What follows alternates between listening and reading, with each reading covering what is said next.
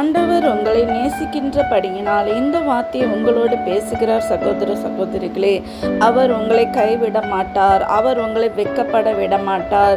அவர் உங்களை கடனாளியாக இருக்க விட மாட்டார். அவர் உங்களை திக்கற்றவர்களாக இருக்க விட மாட்டார்.